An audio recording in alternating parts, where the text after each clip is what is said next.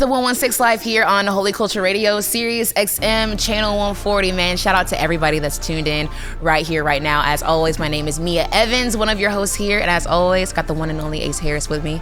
Ace, how you feeling? I'm feeling good. We're in summer playlist season. Hey, we are here. It feels so good to be back. You know what I'm saying? I'm excited. This is year number 7, I think. Whoa, is it? So it's playlist number 7. But playlist number 7. It's year 8. Dang. Playlist 7? This playlist is a whole like 8th or 3rd grader, low key. Yeah, for real. It's walking and talking and man, everything. That's a lot of years. Man, I'm so excited to.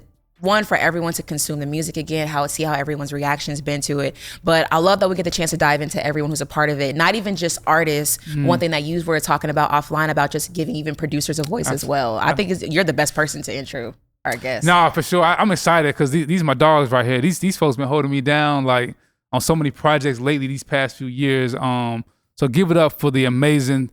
Y'all not a duo, but low-key, y'all kind of move like one. But these are 2 independent, amazing producers, some of the best in Christian hip-hop. Jay Boskie and I Project. Welcome to the 116 Live. What up? Sirski. Hey, let's get it, man. Sirski. Let's get it. Hey, that's Fellas, huge. listen, how have you guys been feeling? How's summer been treating you guys so far? It's been great for me. Yeah. You know, man, I get first summer, with wifey. Yeah. Congratulations. Yes. I appreciate that. Yeah. It's been great, bro. Like, I just see like God's hand and favor over it. It's beautiful. I ain't gonna lie. That's what's up. What's been the biggest thing married life has taught you so far? We were just talking about it for the show, but like just really dying to yourself. I was just about to say that. Like really like real deal. It really makes you like Jesus, like for real. And understanding like even going into the scripture talk about like washing your wife in the word and just like all that stuff. So like, I'm really experiencing like a new part of the kingdom for real. It's That's great. real, bro. That's Love fire. that. Yeah, it's Love to beautiful. hear that. I Project, what about you, bro? How's summer been treating you? What you been up to? Let us know. Just pull us into what's been going on with you. Yeah, it's been great so far. Just been working on a lot of different projects. Yeah. Y'all been really tapped in.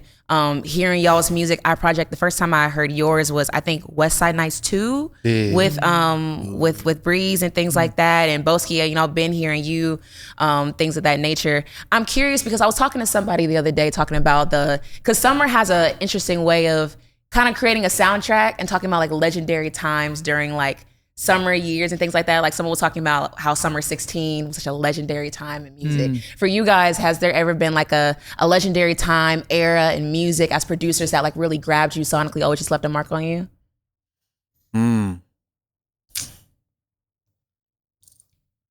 That's a really good question. Yeah. For sure. I definitely feel like that summer 16 was just crazy. It was definitely crazy. Like I was a huge listener of all like the whole SoundCloud era. Like that was it. SoundCloud, that's right. Yeah. That's right. Dang, I didn't think That was it's almost like I forget about the SoundCloud era because it's like say more. I don't want to interrupt you. But it was like that was a huge wave, especially for independent artists. It's true. And them coming out with just like their own wave of music, you know what I'm saying? And not being so industry sonically clean, you know what I mean? And so it was crazy. Yeah, man. Summer's, I don't know. Every time someone talks about a legendary time, everyone's like, summer 16 was something special. And even having you guys a part of like the playlist and things like that, having y'all a part of that, once again, it's just great being able to hear y'all. But we want to dive into a little bit about how, I'm curious to know when you guys even got introduced to music, like when music kind of got your ear, and then even the production side to be able to be like, man, like it's one thing to be on the mic and people usually go that route, but but being like, hey, I feel like I could, be on the other end and orchestrate things. This will be a masterpiece of mine, but on the producing side. Jay, I want to start with you. Just when did you realize that producing was something that grabbed your heart? Shoot. So all my homies know me like this, but prior to me really getting into production, I was a dancer. And so I've always loved music. I've loved being, my mother was a singer. My grandma sings. And so like, it's always been music has always been something I've always been a part of. I've always loved it. But it wasn't until I was about 17 years old that around like my 17th birthday, I was walking around the house and I was just be beatboxing. And my dad ended up getting me some equipment, like a drum sequencer. And that was it. I used to make drums off that mug. And I was like, okay, this is cool. Like I can create my own. And so I was like, bro, I want to go deeper in this. And so fast forward a couple months later, I got into machine and just began to like study, and like begin to open up my mind to this world of like production and producers. And like, I was listening and watching Zaytoven and Internet Money, Nick Merritt, and all them. Like that whole wave in itself, like it just opened my eyes up to be like, bro, like I can, like, this is the spot where like I can create from like a real original place, and it like fully be able to embody and tell the story I wanted to tell. I feel like the difference between like dancing, right? Like you kind of go off of the beat and the rhythm of the song that you pick, but it's something about like producing, like you can create that rhythm, kind of completely create whatever you want, and it be like as genuine, as raw, as sad, as whatever, like emotional. It can be whatever you want it to be. And like I just like that just took me to a whole nother spot. I was like, bro, this is what I want to do. Yeah. And so, yeah, it was really dope to like really like, experience that. Because I never knew about it until I was 17. Like, I heard about it. I was like, yeah, producers, you know what I'm saying, with Wham. But to like really be in the world, I was like, yeah, this is it. When you said study, that stood out to me. Like, what were some of the things? I know you mentioned like Zaytoven and things like producers like that. What were like certain things, like were techniques or things that you were studying? Talk about that a little bit more. Yeah, so shoot, I was in YouTube University for real. Shout out like, YouTube University. Definitely a big thing for me. Like even when it came to machine, and then I ended up getting on FL, I just listened. I listened to a lot of music, and I listened to music regardless, because prior to that I was just into it. And so just listening to like the bounce, how was this created? You know, as you got into the Nick Merritt and the Internet Money era, they were teaching you like, you know, this is what rhythms is supposed to be, and then you got Busy Works beats. And just that whole world, bro. Like you really just I sat down and I just took time and studied it. I took time to study, like, you know, what are the shortcuts, and there's been like a whole bunch of people always tell me like when I'm in the studio, bro, you are so fast. It's just because like I studied, like I really took time to study how my DAW works. I took time to study producers and you know the ears of them, and kind of just putting them all in a pot and just like picking each one depending on the record. So yeah, that's a lot of intentionality after hearing that. And like the fact that you started, like I feel like most producers now they've been producing since they were like 13, 14, 15. You were for you being a young person, you're like a late bloomer in terms, because starting at 18, like what people be, you know, making beats at 12, 13. So for real. So like you fell into it late because you just weren't exposed to it, or it just kind of just happened the way it happened? It just happened the way that it happened. But also too, like I wasn't exposed to producers. Okay. So like I just knew like, oh, this beat is fire. I knew Metro. I knew you know TM88, because you know those were popular back then, especially when like Future was going crazy on that run. Yeah. Like, bro, so funny sidebar. When I was a kid, I used to get grounded a lot. You know what I'm saying? I was really bad. Low-key, I can kind of see that, low-key. Yeah. You kind of got some rebel energy about you. I mean, the Lord's redeeming it. Yeah. So it's good. Real deal. So I used to be really bad. So my mom used to be like, no, you on punishment. And so the only thing I had in my room was, I had no TV. I had a radio that was also like a alarm clock. You remember them alarm clock radios? Yeah. Bro, I had that, the toys in my room, and my window being open. And I used to just listen to the radio all the time. From the start of the morning to the end of the day, I would just be in my room and I'll be listening to the radio. I'll be listening to music. And so I feel like that's like a definitely a big part of the reason why like I love making trap music and stuff like that, because it's like, bro, I grew up listening to that. And so that bounce, that what people respond to, how people, you know, was hitting them folks back in the day and stuff like that. And like, bro, like that bounce and that stuff, like I used to do that. So it's like I can incorporate all that into making music. That's real, yo. That's such a good story. iProject, what about you? What was it? Do you remember how you got introduced into production? What made you want to go into it? Yeah. So the real story is remember that Disney movie Let It Shine? Coco Jones? Yeah. That was a hit. So I seen that movie, and I was already like a musician at a young age. I started playing keys at 5 years old, and then started producing at 7. Just kind of learning and just hearing music like all my life, growing up in the church, playing and just creating at a young age. Like I would just hear melodies even in school. A lot of people thought I was like a very different kid because like I was just hearing stuff. Like God was just always dropping melodies in my spirit, and I didn't know how to I didn't really know how to like express it. So once I seen that movie and how he was able to express his emotions and express like what he was hearing inside of his head, once I seen that, I'm like, okay, that's how I do it. So eventually I just started, got a keyboard, started cooking up on the keyboard first, then got an iPad and just kept progressing my production. And I really started making beats for myself. You know, I've been an artist for 10 plus years, and, you know, growing my own career early on, it was hard because my parents were very supportive of my dreams and my vision, and what God was calling me to, but they didn't really know anything about the music industry. So I had to learn pretty much everything on my own. Like I had to learn how to market, I had to learn how to edit video, like mix and master everything myself. So through that now, that, you know, God is putting me in a more of an executive position with the team Creeks Management. Now that I'm on that side, like I'm able to use all the tools that I've been able to learn just in my career, and now be able to help young creatives all around the world. So that's so dope. I imagine that you kind of give me like child prodigy vibes. Like, so you said playing keys at 5. Yeah. Like, how did that happen? Yeah, I mean, I started playing drums at a young age. I feel like everybody that grew up in church, they gotta get on drums. Like that's just how it is. But yeah, I would just hear melodies.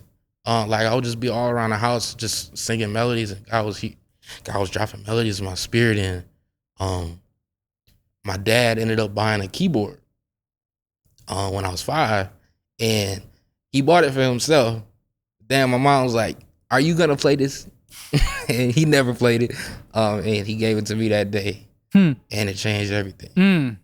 That's so dope. That's so dope. Like, I feel like y'all definitely are like, you know, you guys are not just beat makers to me. The way y'all, you know, chop the sound up and stuff like that, and just hearing where the music bug kind of started is always intriguing to me because his people at different times, and I feel like y'all sound is very like important for the space, right? Because there's just a lot of people who like make beats and stuff. But me and Dre we're in here with these guys, and we be pushing producers. I ain't gonna lie, we be going crazy. But these folks, man, they can stand 10 toes down and make records, not just making beats, sending it, and being like, all right, let me know when the song is ready. Y'all was making records. Talk about how that experience of being like producers felt on the playlist and just in general for y'all. You know what I'm saying? Sure, I say for me, it always like grows me. I think something that you even said, like you don't really experience that side of music until you get in the studio. You start working with other producers, start working with other artists, and then you work with A&Rs and writers, and then you begin to like build that language and that lingo. And so, bro, I think that like that's definitely a skill that you just get as you in the studio. And so I think for us, bro, like every time we work, like it's always good because it's one of those things where it's like, bro, I'm here to work so I can get better. Like it's not really one of those things where I'm like, bro, I'm trying to make a beat and just go. Bro, I'm trying to get better. I want to be better. I want to be able to write. I want to be able to produce. I want to be able to like. Now let's figure out how we can make this record. Yeah. And so anytime you and Dre in the studio, I'm always listening. Like I be sitting there. I might not even say nothing. I just be sitting there listening to y'all talk because like that lingo is important because like especially for being, and that's why that's a difference, right? From being a producer to being like a beat maker, being a producer. Sure. Like being a beat maker, you in your bedroom or you in the studio by yourself, you make them beats and then you ship them off. But as a producer, you able to stand in that studio and work with that artist. Nah, say this, don't say that. Yeah. Say this. Don't do that. Use your lingo here. And just like being able to know where to place it. Like it you definitely like build your vocabulary and knowing what to do and how to make those records. 1,000. And I wanted to also, you know, you guys are super talented, and I'm also curious of getting to your backstory, like how did y'all get up in CHH? Like, I mean, there's so many ways to produce, but we want to get more into the backstory of y'all's like, you know, childhood and stuff like that more in the next segment. But yeah, this is the 116 Life, Holy Culture Radio, Sirius XM Channel 140. I'm here with the amazing super producers, Jay Boskie, iProject, Mia Evans. We'll be right back, y'all. Welcome back, y'all. This is the 116 Life, Holy Culture Radio, Sirius XM Channel 140. I'm here with the super producing team, iProject, Jay Boskie, talking about the summer playlist and also diving into their backstory and how they got into production. So we definitely heard all the ways like music kind of, came into y'all's life. And I ain't gonna lie, like I'm curious as to like why Christian hip hop? Like, like there's a lot of people you could be producing for. Not to say that you guys exclusively producing Christian hip hop, but how did like using your gift in the kingdom kind of develop? You know what I'm saying? Where did that come from? And anybody can jump in. Yeah, I probably start with you, Project. Yeah. Yeah. The first CHA song I heard was "Go Hard." Yeah, that Classic. was like, yeah. So, growing up, like I wasn't even able to listen to hip hop for real, because Church. Growing up, yeah, you know how it is. Like being in church at a young age, like I didn't even hear hip hop at all, like until that song. So that song just opened up my entire. That was your first hip hop song? That was my first hip hop song. Oh. Yeah. So it just opened up like a whole new world. Like, so I can do this and still be a believer and still like love Jesus through it. Like, changed everything. I always would see everybody here at a young age and just watching Reach and watching, RMG and like everybody in the space, like at a young age, like I'll be like, I know I'm gonna know each one of these people. I would say that even at school, like when I was in. How old were you during this time? I was like probably 10. So your reference point for being a producer was Christian hip hop. Yeah. That was like you didn't have no other like lens to even see what production would look like. Yeah. That's crazy. Yeah. That's Until crazy. like That's actually pretty. Yeah. It's almost like encouraging too. Yeah, I was gonna say that. Yeah. Like that. God is allowing the space to grow in a way where people with talent are saying, nah, I want to like do this. I want to serve God. I want to be a producer. I want to be an artist. I want to be this. I want to work in this space. That's my reference point. I'm not looking to be, you know what I'm saying, a Metro or this or that. Like, that's my reference. That's pretty like dope. And shout out to your parent. I know some parents, get criticized or critiqued for guarding their kids, but there is a time, like hip hop is all around us. We're in the culture. There's a time and space to where I feel like some young ears like, bro, you ain't ready. At 10, you ain't ready to hear all this right now. Mm-hmm. And I think I think it's wholesome. And I also say it's kind of like adorable. Like my kids at some of the school stuff, man, at some of the kickback stuff, they don't know none of them songs. Like obviously they don't know nothing.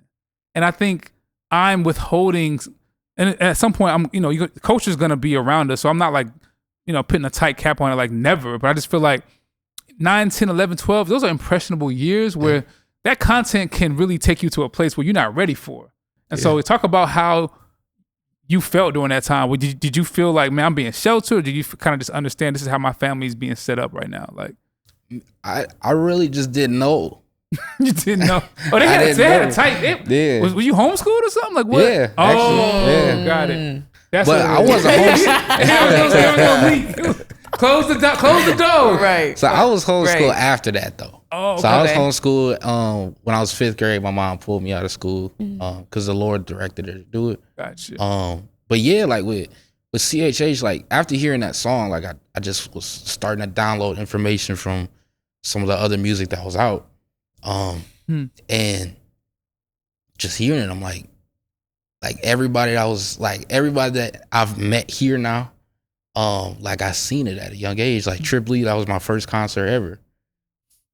That's crazy. We'll get into that in the last show. But yeah, that's we got a little update on that. Yeah. So did you being like a keys person, did you want to make hip hop initially with your music gift, or was it like I'm gonna just like make R&B or melodic, like or word? Like why not those other genres? Yeah, I grew up listening to Stevie Wonder, like great soul people. Like hip hop never was like the main focus for me. Like it was like every genre that I would hear at a young age, even like pop music. Like I grew up in Woodhaven, Michigan, Downriver, Michigan. So listening to Taylor Swift at a young age and gotcha. Like I really was like heavy in pop at a young age. Yeah, I can hear that. And talk about your relationship with the Lord, being in like kind of a Christian family. Like, was it something that was like, just part of the way that you know life? And then was the pull to know Him more deeply there early? Like, talk about how that experience kind of came about. Yeah, so like when I was around 5 to like 10, I had an understanding of who the Lord was, but I didn't have that understanding for myself. I didn't have that relationship for myself. Being a church kid, like, I'm just in that environment all the time. Like I would see it, I would see miracles, signs, and wonders take place, but like I didn't really understand how or like how I fit in this. Right. Until I was like around 10. That's when I had my first like encounter with the Lord. I don't think it was a service. I think me and my mom were just praying, and the Lord just filled me in that moment. And fast forward a little further, when I was around like 12, I went to like from 10 to 11, I went through like a deep depression.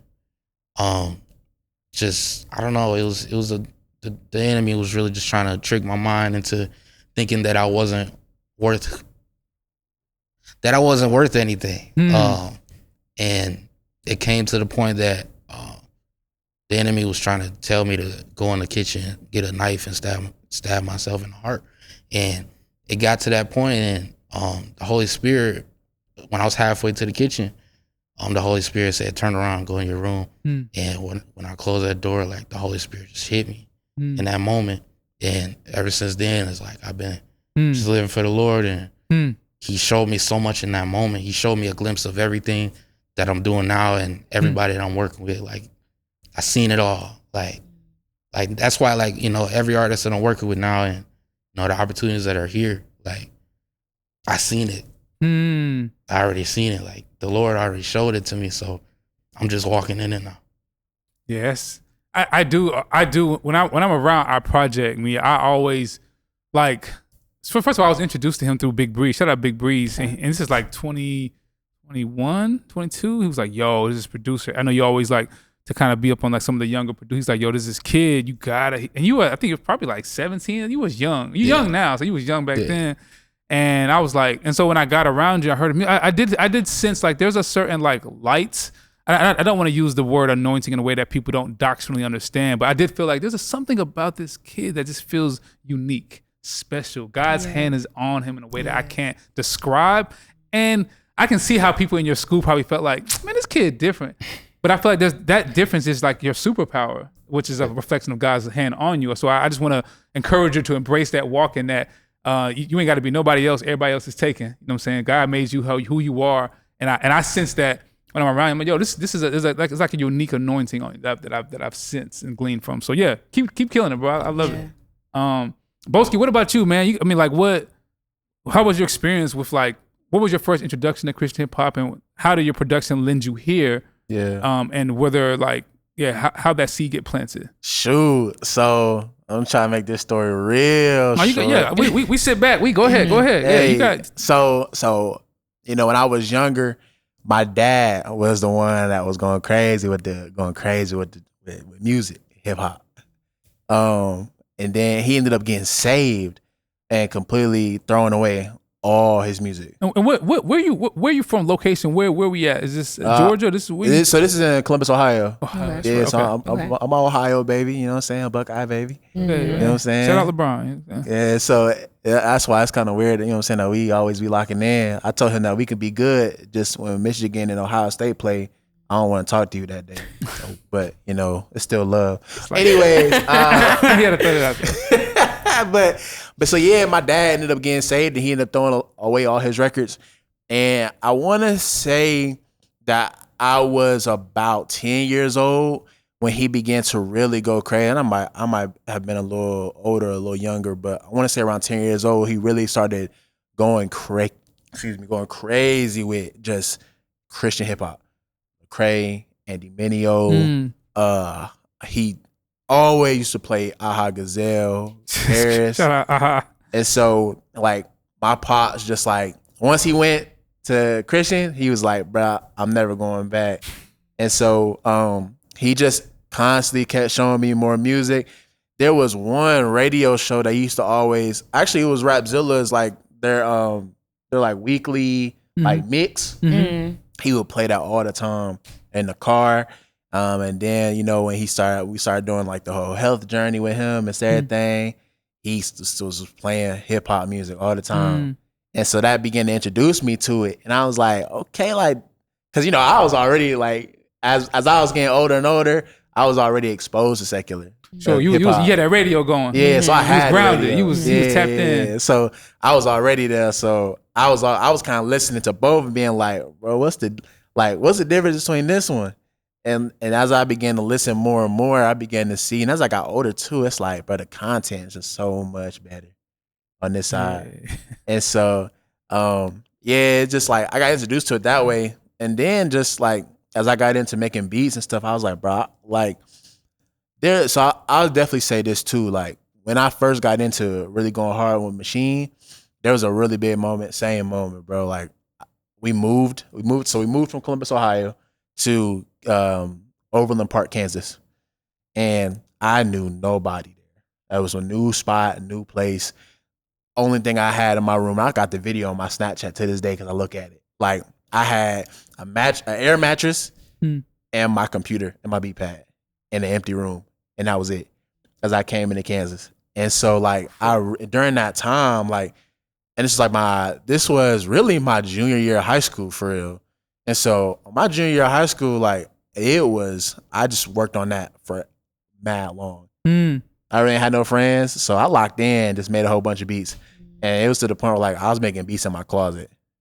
Just working on music. What were you going through emotionally at that time? Being like in a new place? Just like the change. Cause so for me, like I've always moved. I've moved a lot. You know what I'm saying? I moved when I was born in Columbus.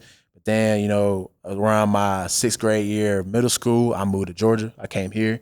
That's kind of where, you know what I'm saying, I was real bad. You know, listening to the radio. That's where I was hit to the culture. And then ended up going back to Ohio for my freshman, sophomore year of high school. And then I ended up moving junior, senior year. So I moved. I've always moved, constantly being in a space of just moving. So that last move was kind of tough because like, dang, this is my junior year. Yeah, like I built relationships my freshman and sophomore. Like, you know what I'm saying? You meet your dogs. Yeah, I can see that. And then I was like, I was just struggling, bro. Like dang, like I gotta come to a new spot, new place. It's hot. Like I'm like, yo, like, and so really having to tap in with nobody but God and myself. You know, and my family, but just like God and myself. And so I just began to really work hard, heavily on music. And so from there, it just came from a spot where I was like, bro, like I'm making music authentically. Like it wasn't even from a space of like, I want to sell beats. I was just creating. Yeah, you had no business. No, I had no business. I had no strategy. I had nothing. I was just creating.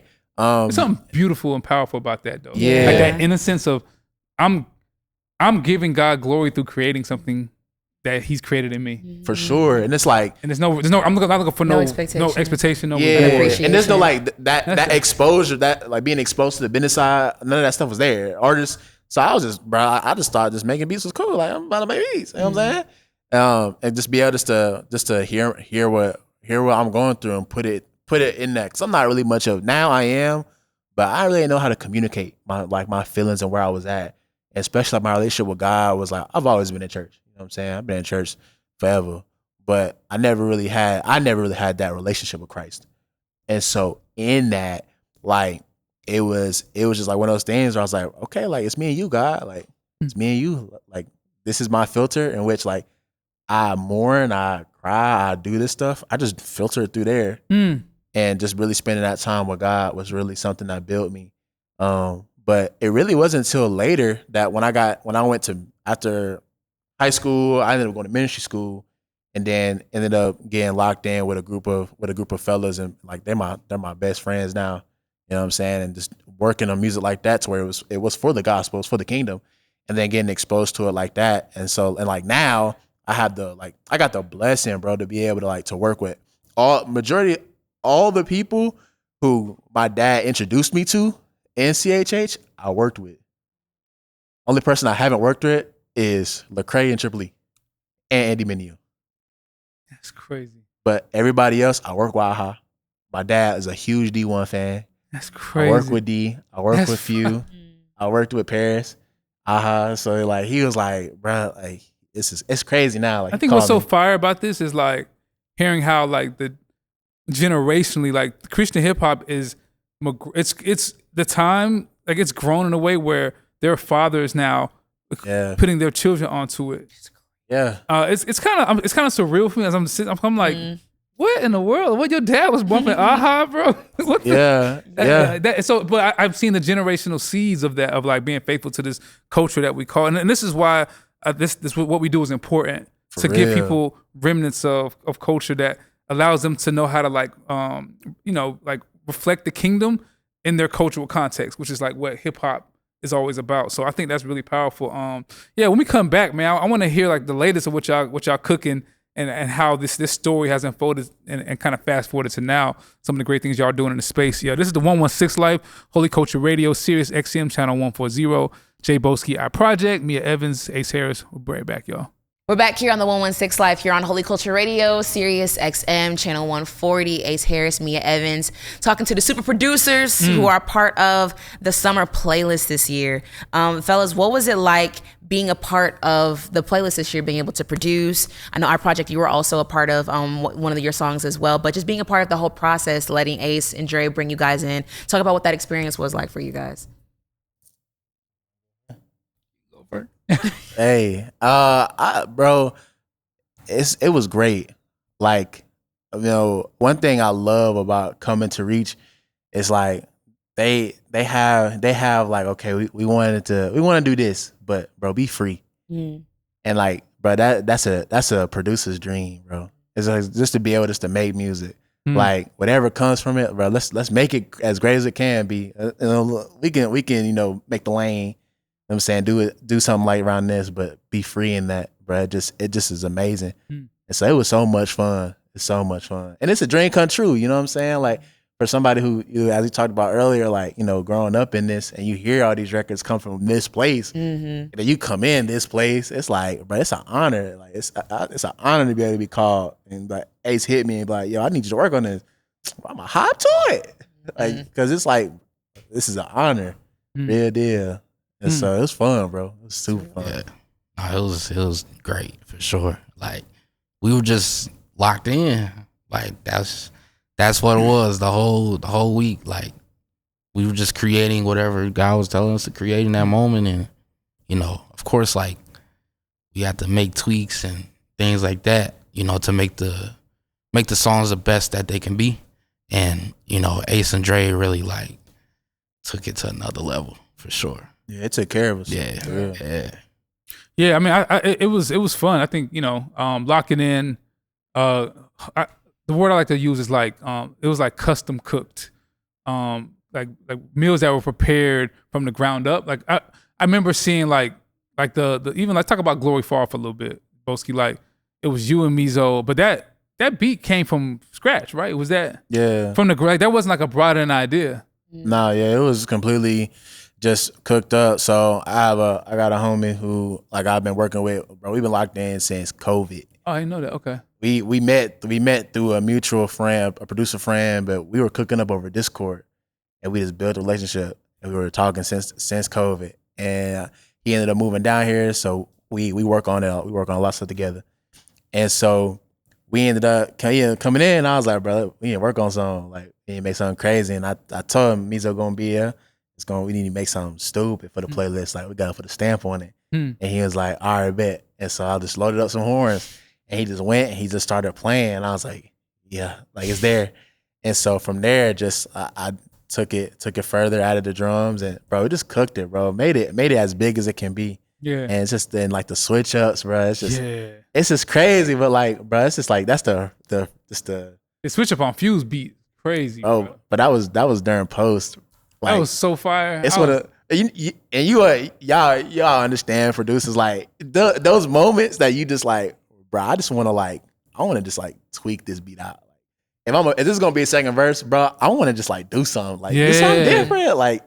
And that switch up for Fuse verse was it just came from that. I was like, bro, let me try something, and just put the bass notes weird, and then it went crazy. I think that's something that is being elevated in like hip hop because I'm glad that Christian hip hop is embracing it. Like producing is like seeing the song all the way through. Yeah. And not. I mean, there are moments where a good loop is a good loop. It's like, yo, don't touch it, right? I think that what's powerful about this record is like it has dynamics.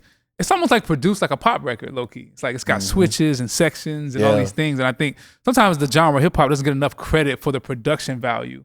Which I think y'all snapped on that one. I'll talk about what's the other one that I think was Project. Man, you got a couple joints on here.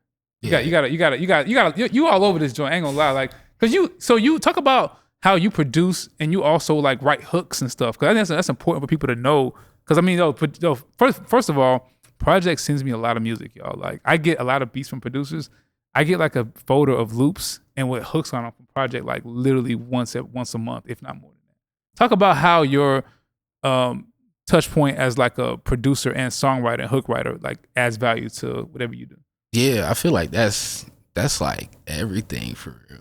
Like being able to just be available to do whatever is needed. That's like so valuable.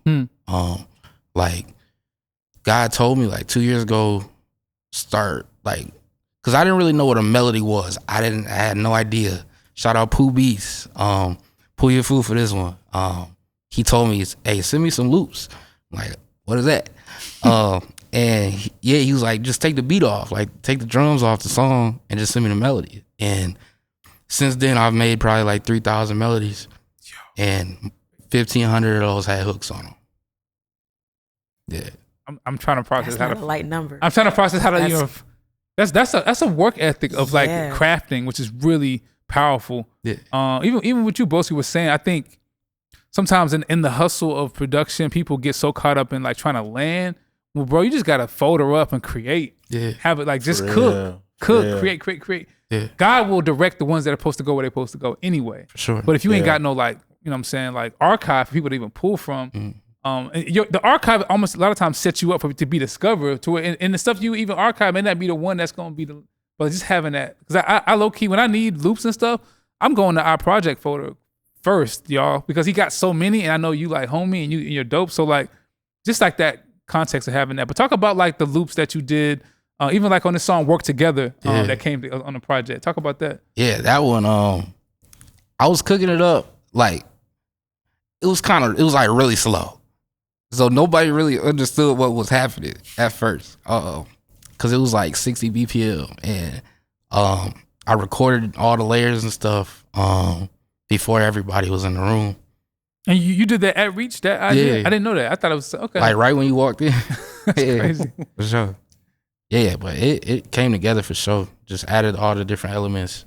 And then just sped everything up.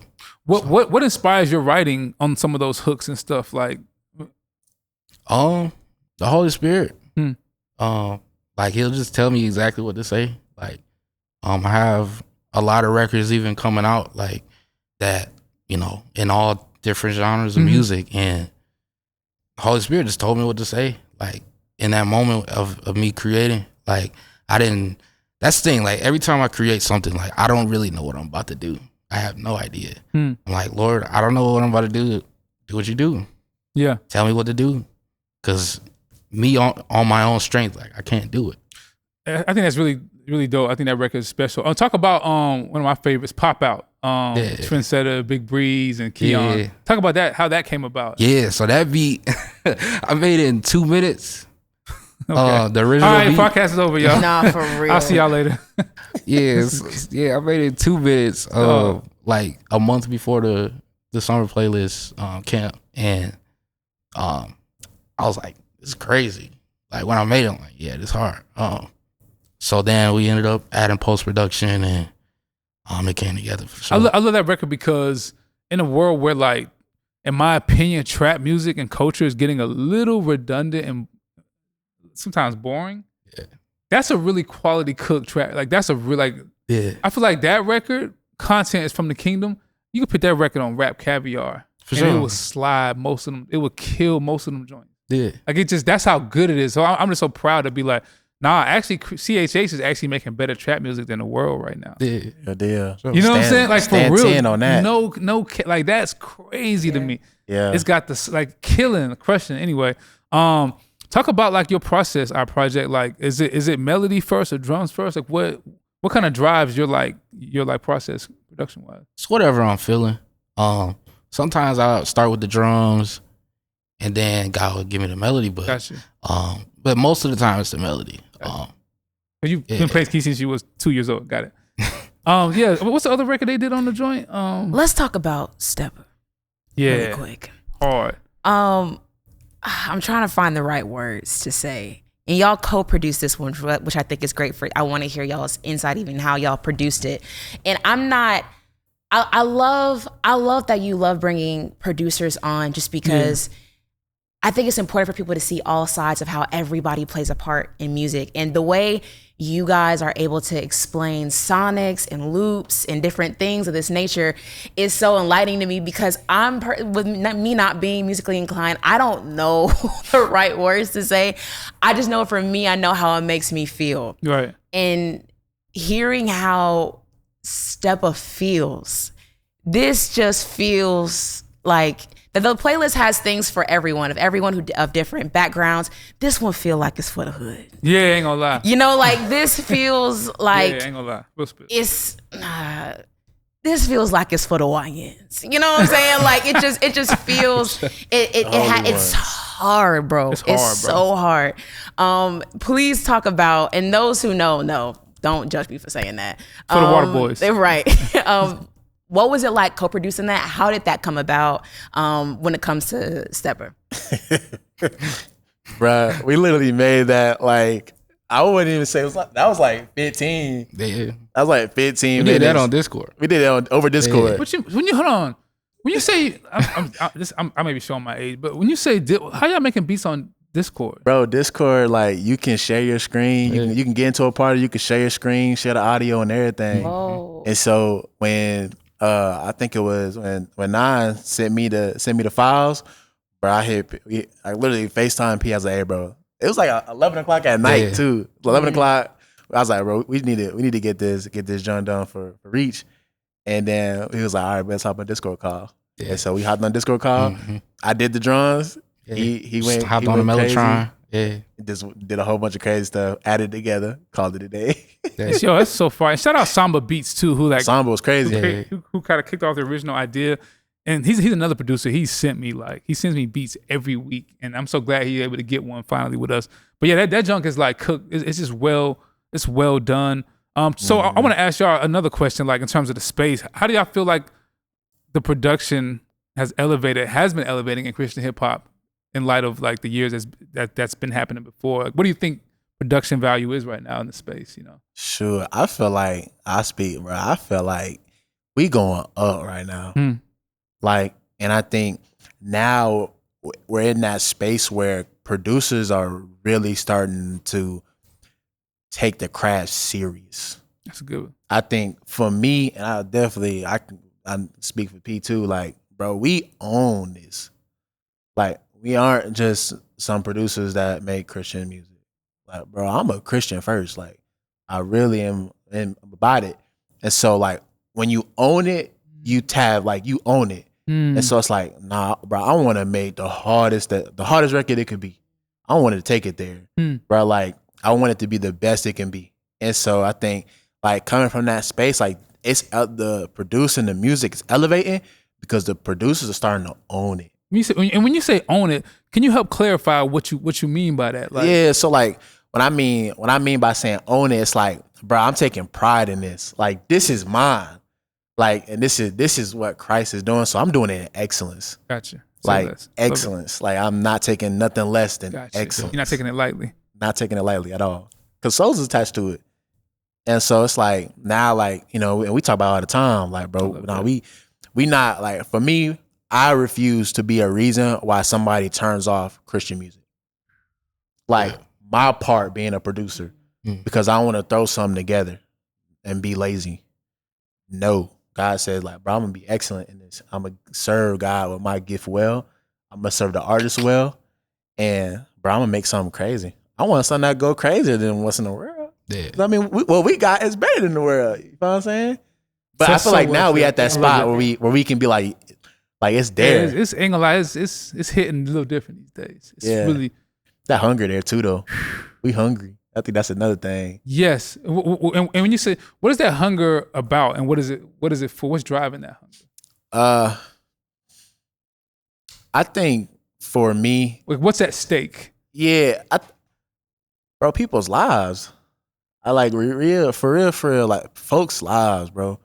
Like, what's the point of listening to secular music when they giving you 1,001 problems, no solution? It's like, what's the point of that? What's the point of listening to artists that don't got no solution? So it's like, bro, we got a solution. It's Christ, all the fruits of the spirit. Bro, if I gotta play my part and being excellent in my part to press this forward, bro, I'm gonna do that. Well said. Project. Yeah. What about you? What are your thoughts, real quick, man? Like on the space of production in the Christian hip hop space. It's there. Like the sound is increasing every day. Like you said, the producers are being intentional. Cause like a lot of people weren't growing up. Like I could hear when there wasn't intentionality in what was being created. Yeah. Even though I was a kid, like I could hear it. Like I could hear when somebody's heart is in it, and when the spirit is in it, and when they're creating that they were being led by the spirit. I can tell if it isn't or if it is. And I believe right now, like God is really moving in this space. I'm so encouraged by this conversation just to see, like, you know what I'm saying, y'all, like to see like as like young brothers in Christ, y'all fresh, y'all got the drip, y'all got the sauce, and y'all production is like A1, but then your hearts are intentionally desiring for the kingdom to move through culture, which is really important. It's so easier for someone to have all that and not really kind of hold the culture like, yeah, you know, I'll kind of like, nah, y'all like, nah, bro. It's what I want to do is push the kingdom forward in the culture, and that's what's driving. That's the why behind what y'all doing, and that's really encouraging. And so, yeah, my heart is full. I'm really thankful for both of y'all brothers, man. And I ain't got nothing else to say. I just want to say I'm encouraged, and I can't wait to see how God's gonna take y'all's gifts even further to impact the kingdom and glorify the Lord through it. So yeah, much respect and much appreciation. Yeah. Listen, shout out to everyone that tuned into this episode. Make sure you guys are bumping the playlist, man, and following these guys as well. As always, it's the 116 Life here on the Holy Culture Radio, Sirius XM Channel 140. Thank you guys for tuning in. We'll see you guys next week.